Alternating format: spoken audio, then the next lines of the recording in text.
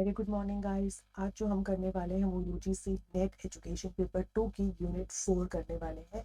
और in unit 4 का जो टी सेक्शन है वो आज हम लोग करेंगे स्टार्ट। सो उसका जो फर्स्ट हम लोग आज जो टॉपिक ले रहे हैं वो लेंगे। देखिए ये पूरा उसका जो है कोर्स है और यूनिट 4 के ओनली ऑफ टी सेक्शन का ये कोर्स है। देखिए मैं पेन चूज कर लेती हूँ। ये सिर्फ यूनिट 4 का डी सेक्शन है जहाँ पर हम जो आज बात करेंगे वो करेंगे concept of profession and professionalism. So basic है यहाँ पे आज स्टार्ट करेंगे। देन उसके बाद जो एक नया लेसन होगा वो होगा टीचिंग एज प्रोफेशन। उसके बाद एक नया जो लेसन होगा वो होगा प्रोफेशनल एथिक्स ऑफ टीचर। तो एक एक करके हम लोग जो है चीज़ों को डिस्कस करेंगे। तो जो भी चीज़ें हैं उन्हें डीपली समझेंगे। सो जैसा कि आपको पता है कि कंप्लीट अब डेटेड सिलेबस के अकॉर्डिंग है सब कुछ। यहाँ पे जो भी आपको मिलेगा अपडेटेड सिलेबस के अकॉर्डिंग कंटेंट जो भी है। सो स्टार्ट करते हैं आज का सेशन। सबसे पहले हम बात करेंगे आज यूजीसी नेट पेपर 2 जो एजुकेशन है उसके कॉन्सेप्ट की। ठीक है, इसमें जो टॉपिक है concept of profession and professionalism. ये आप चार्ट देख सकते हैं। प्रोफेशन आता है, फिर उसके बाद प्रोफेशनल होना बहुत ज़रूरी है अपने काम के लिए। प्रोफेशनलिज्म होना बहुत ज़रूरी है। सो देखिए व्हाट इज़ अ प्रोफेशन, क्या है प्रोफेशन और इसके कैरेक्टरिस्टिक्स क्या होते हैं। A profession is a profession as a vocation requiring advanced education and training। अगर आप किसी प्रोफेशन में जाते हैं, सिमिलर एक छोटी सी बात है, जब आप एक टीचिंग प्रोफेशन में जाते हैं so you must have a degree जो ये शो करे कि आपको एक इसकी एडवांस्ड नॉलेज और एक एडवांस ट्रेनिंग आपको दी गई है and you are eligible for that post. तो वो प्रोफेशन कहलाता है। जैसे अकॉर्डिंग टू अगर हम रॉसियो पाउंड की करते हैं तो प्रोफेशन जो है as a group pursuing a learned art, एक आर्ट को लर्न करना as a common calling in the spirit of public service, ताकि आप पब्लिक को सर्विस प्रोवाइड कर सके। तो दिस इज एन आर्ट। ठीक है, अगर और हम इसको एक सिंपल शब्दों में समझते हैं तो इसको हम और क्या कह सकते हैं, और क्या, और हम इस चीज को क्या कह सकते हैं, फील्ड ऑफ स्टडी। प्रोफेशन को हम क्या कह सकते हैं, it's a kind of field of study जहां पर हम उस फील्ड के बारे में स्टडी कर रहे हैं। ठीक है, कैरेक्टरिस्टिक्स क्या क्या हो सकते हैं एक प्रोफेशन के। जब आप एक प्रोफेशन में जाते हैं, प्रोफेशन को ज्वाइन करते हैं तो उसके कैरेक्टरिस्टिक्स क्या हो सकते हैं। सो स्टार्ट करते हैं। जो फर्स्ट होता है skill based on theoretical knowledge. आपको उसकी स्किल की, जैसे अगर हम टीचिंग की बात करें, टीचिंग एक प्रोफेशन है जिसमें हम बीएड जो है या कई लोग जो है एनटीटी करते हैं, नर्सरी टीचर ट्रेनिंग करते हैं या बैचलर्स एजुकेशन करते हैं। तो उसमें क्या होता है, आपको थियोरिटिकल वाइज एक स्किल बेस्ड नॉलेज दी जाती है। एक प्रोफेशनल एसोसिएशन मिलता है कि किस तरीके से आपको प्रोफेशनली बिहेव करना है, या आपके आसपास जो प्रोफेशनल्स होते हैं जिनसे आप डील करते हैं।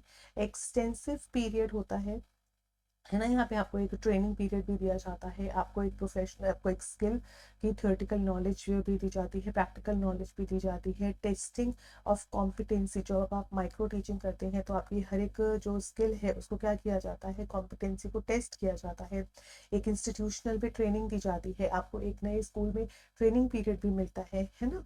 लाइसेंस्ड प्रैक्टिशनर्स होते हैं यहाँ पे। उसके बाद वर्क ऑटोनॉमी होती है, यानी कि आप अपने अकॉर्डिंगली वहाँ वर्क जो है अपने अकॉर्डिंगली वहाँ ट्रेनिंग जो है कंडक्ट कर सकते हैं।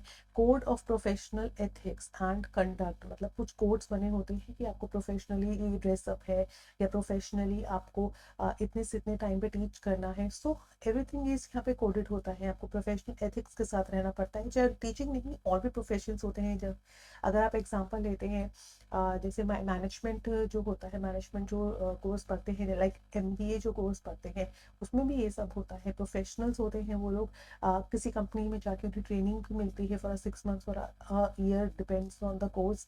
सो सब एक प्रोफेशन है, right. What are the characteristics, characteristics क्या है इसके, just a second, pen select कर लेते हैं ताकि, हाँ जी। Value orientation to service for the welfare of the society. जब आप किसी प्रोफेशन में जाते हैं तो आप वेलफेयर ऑफ द सोसाइटी के लिए वर्क करते हैं। कि सोसाइटी के लिए जो अच्छा काम है, सोसाइटी के लिए जो यूज़फुल है। जैसे अगर मैंने टीचिंग प्रोफेशन में आई हूँ तो मैं आपके लिए कुछ अच्छा काम कर रही हूँ। Autonomy in decision making, action related to the services, आप जो सर्विसेज दे रही हैं उसकी एक्शंस को कंट्रोल कर सकते हैं। एब्स्ट्रैक्ट नॉलेज जो होते हैं, यानी कि आप स्किल्स जो हैं वो आपको डिस्ट्रीब्यूट करते हैं, वो अपनी सर्विसेज देते हैं। तो मेन जो होता है, जब आप किसी प्रोफेशन में स्किल्ड हो जाते हैं तो बेसिकली आप सर्विस देते हैं अपनी, है ना, अपनी सर्विसेज को देना शुरू करते हैं। जैसे मैंने टीचिंग में जो है एमएड किया है, तो मैं अब सर्विसेज दे रही हूँ जो मैंने अचीव किया है। तो बेसिकली वो इसी चीज़ से वर्क करता है। कुछ क्वालिटीज़ होती हैं, जैसे मैंने आपको कहा है, क्योंकि हम लोग एजुकेशन से रिलेटेड हैं तो हम लोग टीचर के ही प्रोफेशन से बात कर रहे हैं। So teacher as a role model, देखिए टीचर का क्या रोल मॉडल है।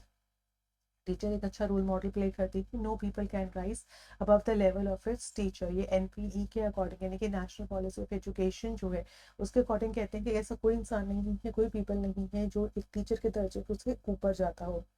Dress style, content of communication, ऐसा होता है ना, जब आप एक स्कूल में थे तो आप अपने टीचर को फॉलो करते थे, टीचर आपकी रोल मॉडल होती थी। You want to become a teacher, आप टीचर जैसा बनना चाहते थे, उनकी क्वालिटीज़ को अडॉप्ट करना चाहते थे। टीचर्स के कैरेक्टर, है ना, टीचर का कैरेक्टर क्या होता है, गुड क्वालिटीज़ होती हैं जो टीचर एक बनती है। शो करना है टीचर को एक अच्छा कैरेक्टर, जाकर आपकी जगह क्लासरूम में जितने बच्चे हैं उनको फॉलो कर सकें। टीचर्स की पर्सनालिटी कैसी होनी चाहिए, रेडिएंट, प्लीजिंग, स्माइलिंग फेस होना चाहिए, इम्प्रेसिव होनी चाहिए। उनका जो अपीयरेंस है वो सॉफ्ट होना चाहिए, रिफाइनमेंट, प्लेजेंट मैनर, बहुत ही अच्छे तरीके से बात करें। इंडस्ट्री, इंथुजियाज्म, मतलब हमेशा एनर्जेटिक दिखे, क्योंकि मैंने आपको बताया ना कि टीचर जो है एक ऐसा रोल मॉडल प्ले करती है, तो उसको ऑल टाइम जो है एनर्जेटिक रहना, all time smiling on the face रहना। सो इस तरीके से उनको जो है क्लासरूम में वर्क करना पड़ता है। टीचर की मेंटल हेल्थ अच्छी होनी चाहिए, मतलब मेंटली प्रेशर में वो बच्चों को ना डील करे। न्यूरोटिक टीचर में स्प्रेड फेयर, है ना, न्यूरोटिक, जिसको न्यूरोटिक की प्रॉब्लम है वो बच्चों को डराती है, धमकाती है, मारती है। सो ये तरीके का एनवायरनमेंट क्लासरूम में जो है एक्सेप्टेबल नहीं होता है। टीचर्स का सोशल एडजस्टमेंट अच्छा होना चाहिए, मतलब जो बाकी लोगों के साथ है वो अच्छे से डील करे। इंट्रोवर्ट ना हो टीचर, एक्सट्रोवर्ट नेचर की हो। जो भी आसपास टीचर है वो प्लीजिंग एनवायरनमेंट क्रिएट करके रखे, ना कि इंट्रोवर्ट। या तो टीचर अगर इंट्रोवर्ट रहेंगी तो एक तो दिमाग का विकास नहीं होता है। आप जानते ही हैं साइकोलॉजी में कि एक एक्सट्रोवर्ट होना बहुत ज़रूरी होता है, अपनी फीलिंग्स को एक्सप्रेस करना, अपने विचारों को एक्सप्रेस करना टीचर का रूल होना चाहिए, टीचर के अंदर एक क्वालिटी होनी चाहिए।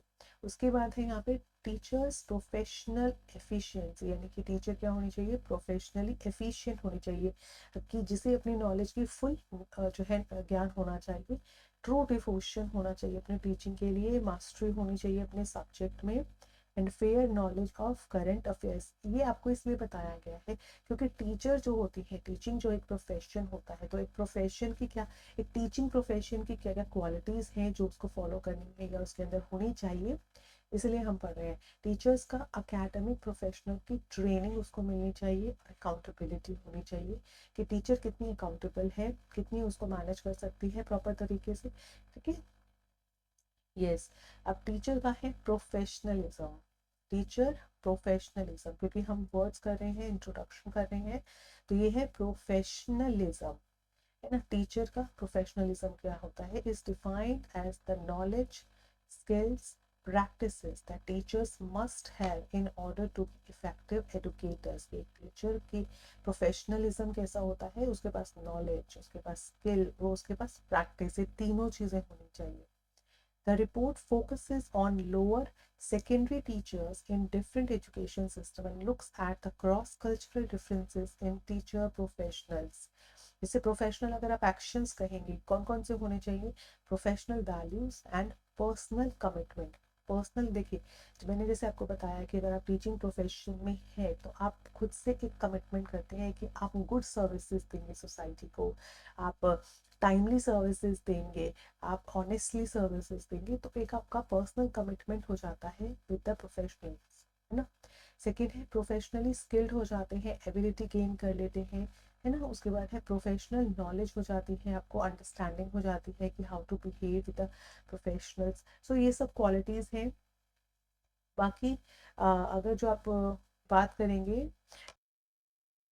अगर मोटे मोटे शब्दों में इसकी बात करें कि प्रोफेशन और प्रोफेशनलिज्म में डिफरेंस क्या है, तो आप यहाँ देख सकते हैं प्रोफेशन होता है एक फील्ड ऑफ स्टडी, एक फील्ड होता है इसमें, लाइक मेडिसिन फील्ड है ना, एक लॉ फील्ड है, एक टीचिंग फील्ड है, एक अकाउंटिंग फील्ड है, एक फील्ड को प्रोफेशन कहा जाता है। एंड प्रोफेशनलिज्म होता है उससे रिलेटेड जो भी बिहेवियर्स है, जो भी एटीट्यूड है, वो एक्सेप्टेबल होने चाहिए। जैसे एग्जाम्पल है यहाँ पे शोइंग रिस्पेक्ट, रिस्पेक्ट को शो करना, showing up for work on time, time पे वर्क आना, तो ये प्रोफेशनलिज्म है। प्रोफेशन होता है एक फील्ड ऑफ स्टडी, जैसे टीचिंग की जो आपको ट्रेनिंग मिलती है, फील्ड स्टडी मिलती है, आपको सिखाया जाता है। और प्रोफेशनलिज्म होता है आप कितने प्रोफेशन में रह के आप प्रोफेशन को समझते हैं और उसकी रिस्पेक्ट करते हैं। जैसे आप रिस्पेक्ट कर रहे हैं, टाइम पे आ रहे हैं, अच्छा वर्क शो कर रहे हैं, ड्रेसिंग प्रॉपरली होके आ रहे हैं, तो इसका मतलब है आप अपने प्रोफेशन से लाइक करते हैं और प्रोफेशन को रिस्पेक्ट देते हैं।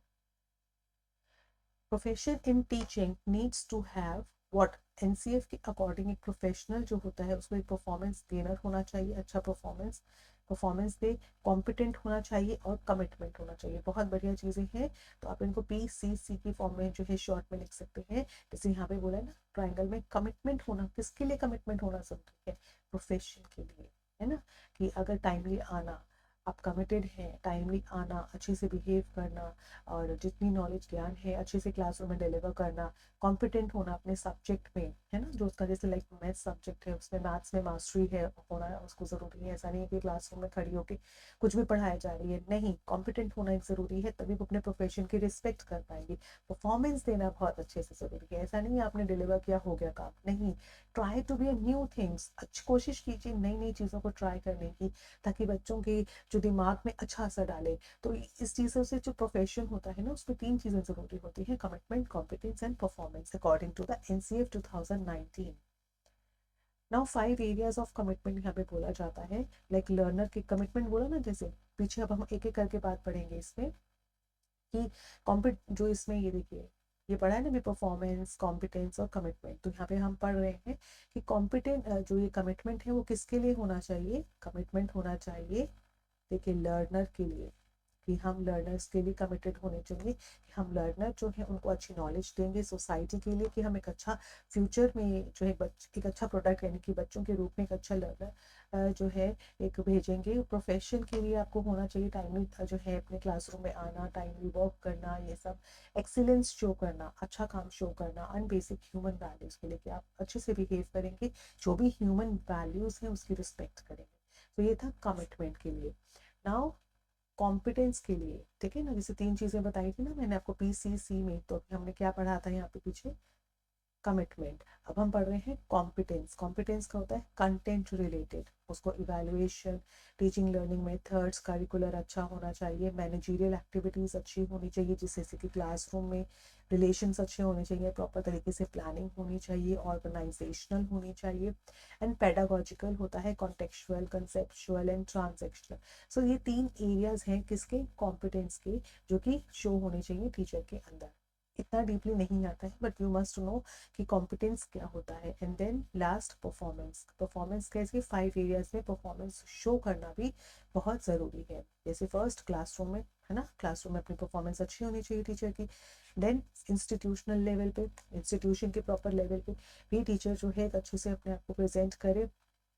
आउट ऑफ द इंस्टीट्यूशन, बाहर जब कोई सेमिनार्स होते हैं, वर्कशॉप्स होते हैं, वहाँ पर भी टीचर को अच्छा शो करना है। पेरेंटल कांटेक्ट, जब भी PTMs होती हैं, जो पेरेंट टीचर मीटिंग होती है उसमें अच्छा जो है अपना बिहेवियर शो करना है, या कोई भी कम्युनिकेशन कॉन्टैक्ट आप बाहर की किसी भी प्रकार से करते हैं, अपने स्कूल को रिप्रेजेंट कर रहे हैं, अपने प्रोफेशन को जब आप रिप्रेजेंट करते हैं, तो उसमें एक अच्छा बिहेवियर शो करना बहुत ज़रूरी है। So this is all about profession and professionalism. So I hope आपको ये जो कॉन्सेप्ट है दोनों का वो क्लियर हो गया होगा। जैसे कि मैंने आपको बताया, प्रोफेशन जो होता है, क्या होता है प्रोफेशन, एक फील्ड ऑफ स्टडी होती है, किसी फील्ड को स्टडी करना, राइट।